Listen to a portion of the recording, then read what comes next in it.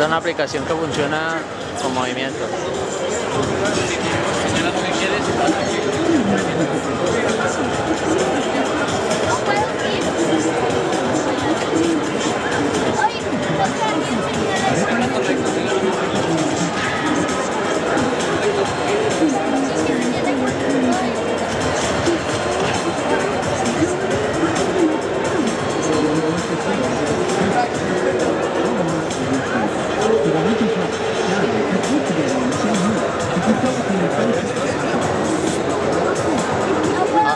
Abre un video de estos, ¿no?